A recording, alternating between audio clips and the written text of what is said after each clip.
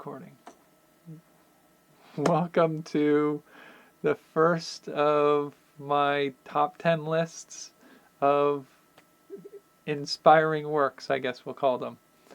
So this particular list is a top 10 list of fantasy books that you've probably not had the chance to experience. So there are going to be some in here that you've not read. There will be a few that you've probably heard of if you're a fan of fantasy books.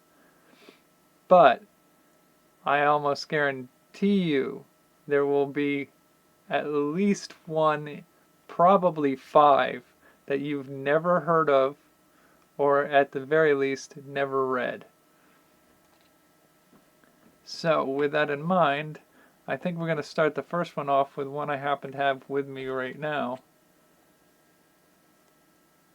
Little Fur, the adventure begins, the legend begins. I always get that a little mixed up. This is by Isabel Carmody.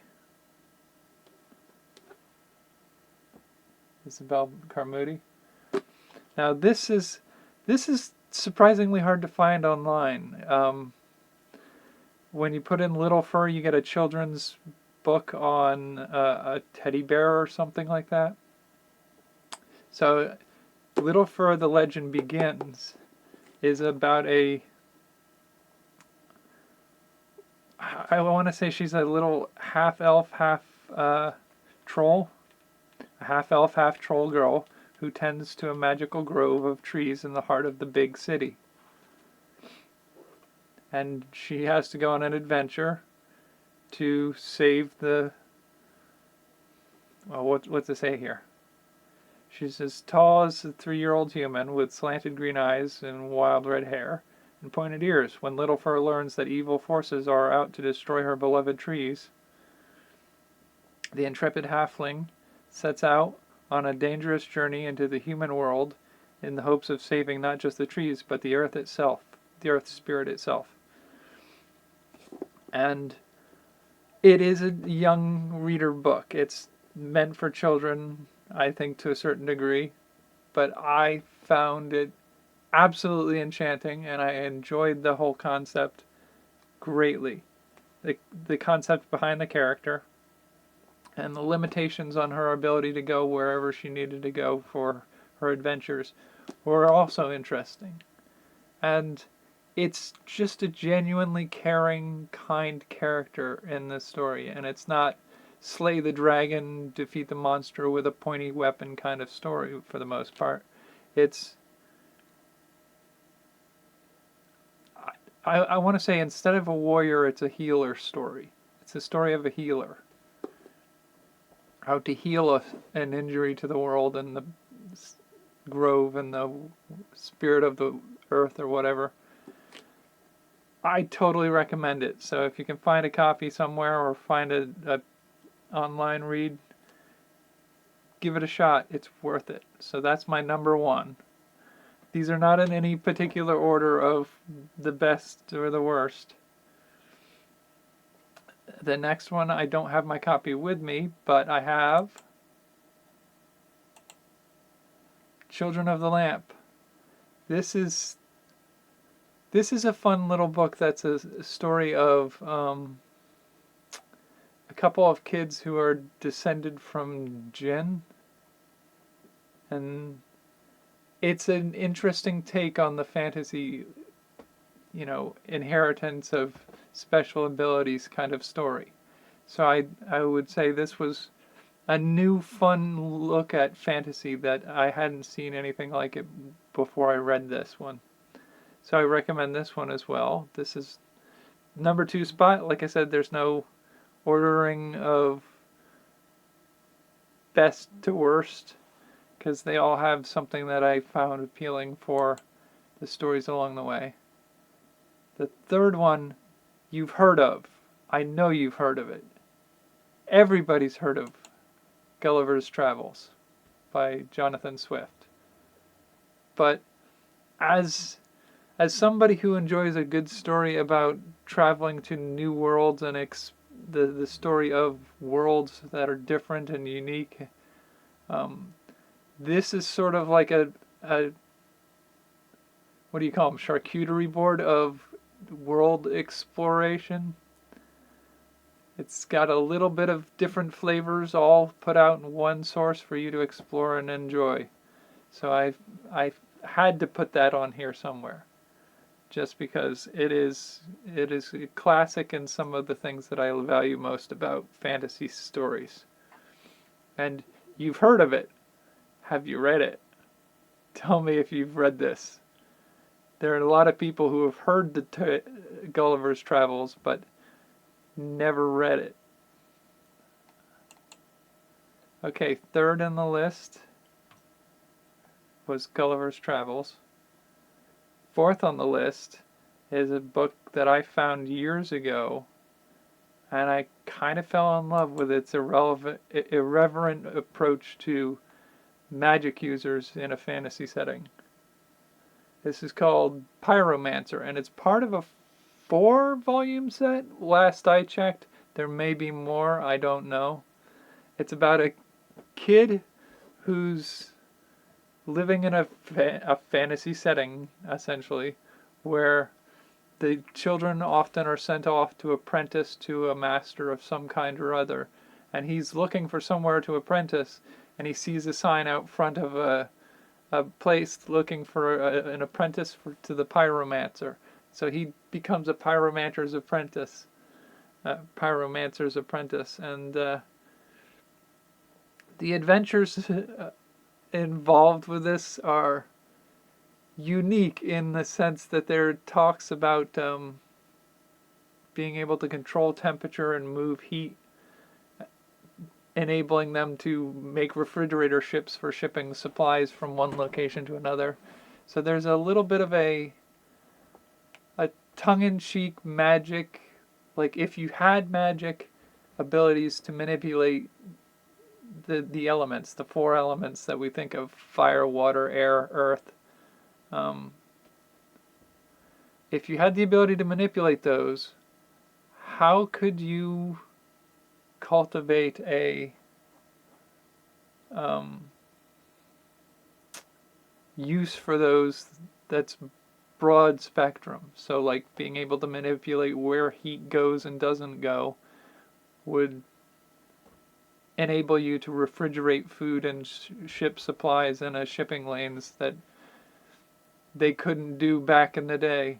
And so like it really has some interesting takes on that, and it's a little tongue-in-cheek, the relationship. I'm not going to say it's Yoda with Luke and the playful Yoda that we saw in Empire Strikes Back at first, but it has a little bit of doesn't take itself as seriously as it could, while still telling an interesting and serious enough story. So I recommend this one. Next one is one I highly recommend. Dealing with Dragons. Dealing with Dragons. Book 1 of the Enchanted Forest Chronicles. I lent somebody my copy of the Enchanted Forest Chronicles. I had a whole compilation book of them. I love these stories.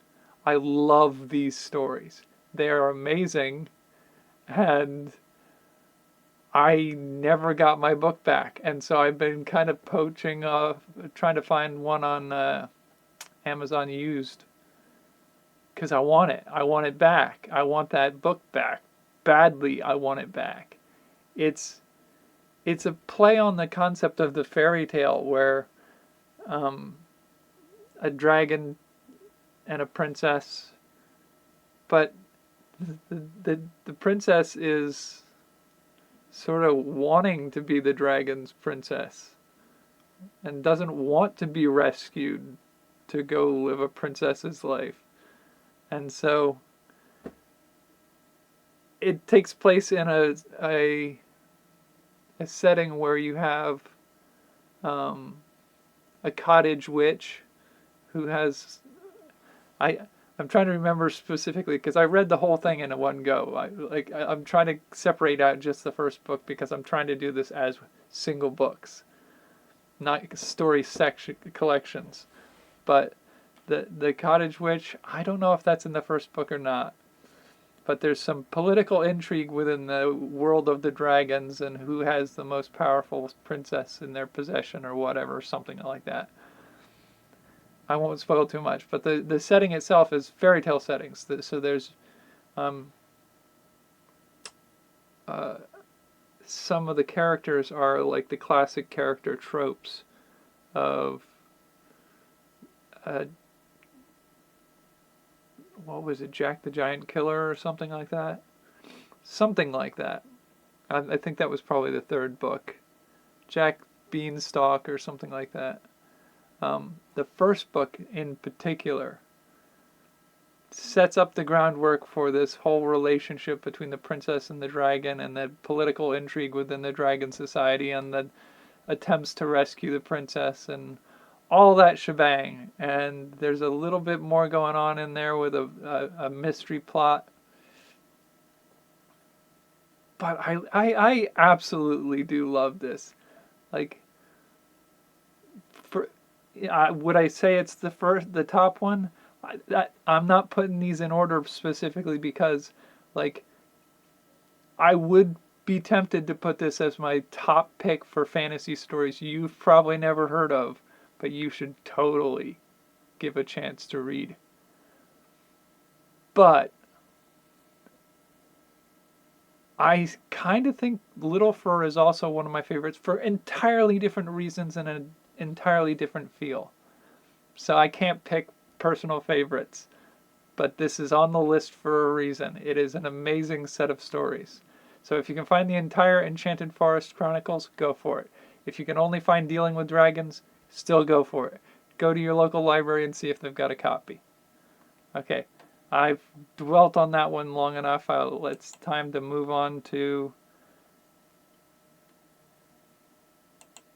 Castle Perilous. It's where magic, mayhem, and the bizarre lurk behind every door. It's sort of like it's not quite world traveling in the same sense that some of the others, like Gulliver's Travels, but it is in some sense like Gulliver's Travel. Like the vehicle for traveling, the vehicle for the encounters and adventures being had is a castle with doors that open up to other worlds.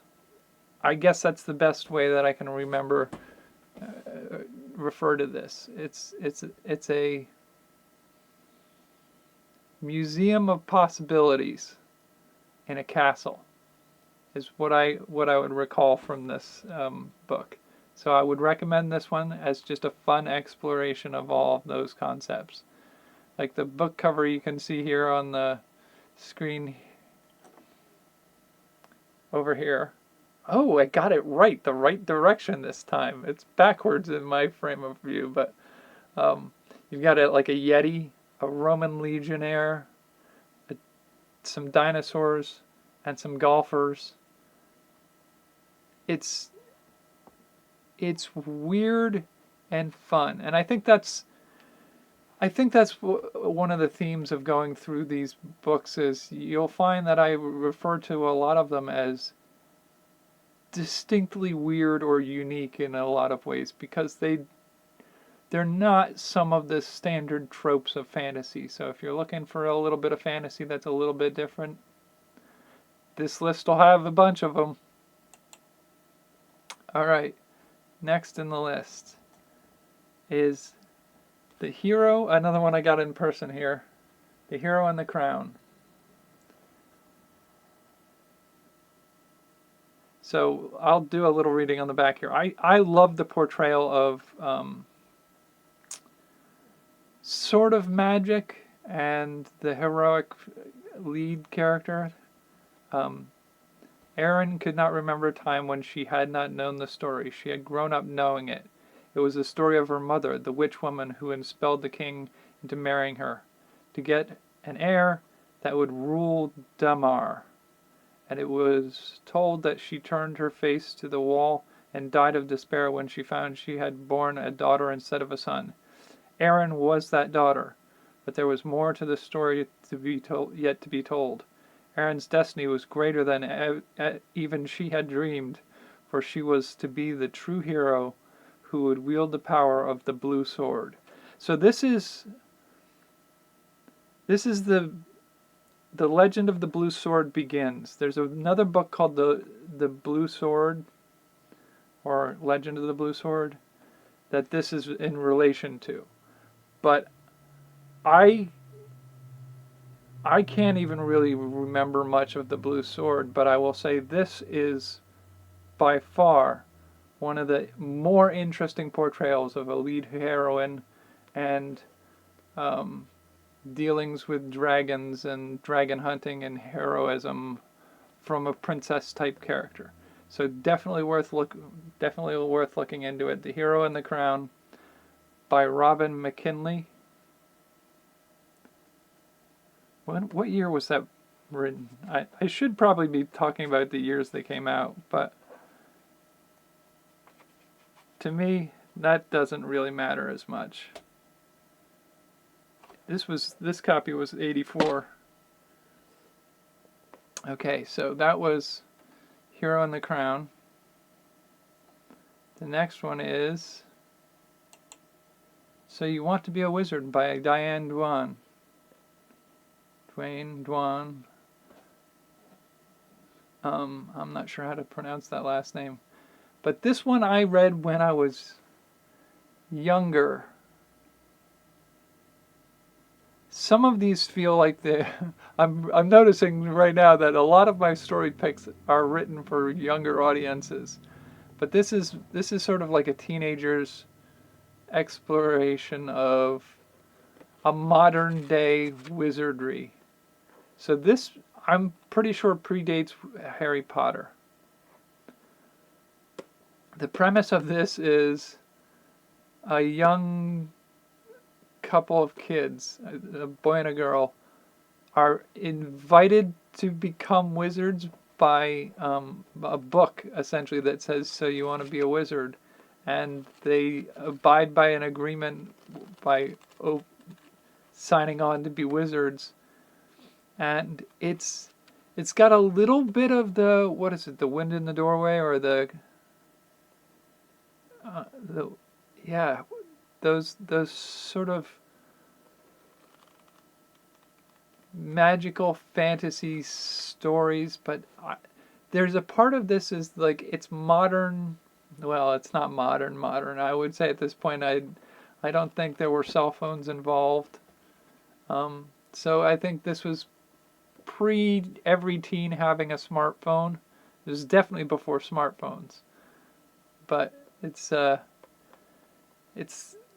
got computer users in it. I think one of the main characters' siblings ends up signing on to become a wizard as well, and in doing so, decides to keep their spell book on a computer.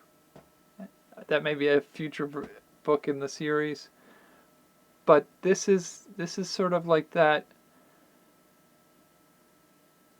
modern people exploring the power of wizardry in a way that portrays the magic as not limitless, hand wavy. Like the thing about the magic in Harry Potter is they don't establish it as working within certain sets of rules.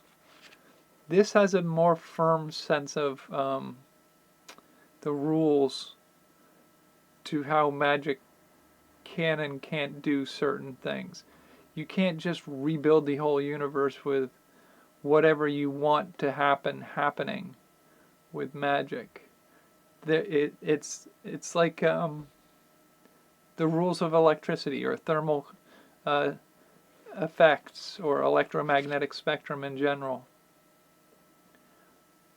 But it's sort of philosophical in its approach to how one thinks about interacting with the world and what magic's for and how you're supposed to navigate some of that. So it's definitely worth a look. I won't dwell on that too much longer here. We're running kind of long here. I didn't expect this would take this long. So we did So You Want to Be a Wizard. Next is another book I have a copy of with me right now, and it is The Dark is Rising. This is, I believe if I remember correctly, this is based slightly on some Welsh mythology. So anyway, the description on the back is, on the midwinter day, that is his 11th birthday, Will Stanton discovers a special gift, that he is the last of the old ones, immortals dedicated to keeping the world from domination by the forces of evil, the dark. At once he is plunged into a quest for 6 magical signs that will one day aid the old ones in the final battle between dark and light. And for the 12th day of Christmas, while the dark is rising, life for Will is full of wonder, terror, and delight. So I found the sort of mythical approach to storytelling in this to be refreshing. It's so easy to get caught in the concepts of like elves and dwarves, and some of that's down to Tolkien having dominated the field of fantasy for so long. But at the same time, there's elements in here of meeting the smith who shoes the horses that are important characters in the story itself. And so the concept of having the mythical smith and the pieces that play into the story. I'm not going to spoil too much in here for you. I'm not going to spoil most of these for you. But I do think that it's a different take on fantasy than we are used to seeing regularly. And it's strange because it's one of those stories that it's not new. It's pretty old, and this is another one where I think like you may have heard of it. Copyright was 1973, so before my time even. But we don't see any of this type of thing even now. The whole time, it's been more than 50 years at this point, and we don't see a lot of that style of storytelling anymore. I don't know why it didn't catch on, but it's totally worth a read. So if you get the chance, check it out. And I think we're down to number 10, which is, of course, another one you're going to have absolutely heard of. The Black Cauldron. This is more Celtic mythology, but you've probably heard of this even if you've not read it. They did a Disney version of this, which not the same thing by any stretch of the imagination. And I do feel like I'm not trying to cheat. Like, a lot of these are part of a series of books, but they're the first in the series of the books. And most of these will stand well enough as standalone books. You don't have to read the rest of the series. And I think there are times when you, with books like The Black Cauldron in particular, where like, it's dark. It can be kind of heartbreaking to go through the stories. But I do think there's an aspect of it like that's missing in modern fantasy. So I would put this at the top, I put it on my top 10 list for a reason, because it's got a storytelling style and a story that's different enough from generic fantasy that we see every day that it's worthy of putting on a top 10 list. So that is my total list here of top 10 fantasy books. I will be doing a fantasy movies. I will be doing science fiction books. I will be doing science fiction movies. I think I can maybe pull together some horror movie. I don't know that I can pull off a top 10 list of horror books without somebody giving me some recommendations to pursue. Because I don't read a lot of horror books, and so my list would be pretty sparse. I don't think I could pull off a full top 10. But I'm trying to decide which one to drop off. There we go. I almost made myself disappear for a second. So I've got fantasy books, fantasy movies, science fiction books, science fiction movies. I've got short story collections, which is a different category for a lot of these things. So I have some short story collections that are fantasy and science fiction lumped together because they're not oftentimes by the same author. So some of them are collected from other writers as a group in a shared universe. Some of them are by the same author, so a few of them are by an individual author. And then I have comics, which I would like to explore. Video games that are my top 10 video games, they're all going to be old school. They're almost all going to be old school. I've got a list of top 10 anime. I've got horror movies. I do not have a list of horror books, so if you've got recommendations, start dropping them in the comments. I've got a list of top 10 tabletop role-playing games. And then I've got a couple lists of things I'd want to see and read and play, as well as a few ideas for how I would rewrite some of the ones that were almost good, but need something to be changed. We are almost at half an hour, so I'm going to call it here. That was a long ramble. I hope you enjoyed my suggestions for books to read. I will try to do them faster from now on. We'll see how I do at that. I am a little long-winded. But until next time, I guess since this is all books, enjoy your reading.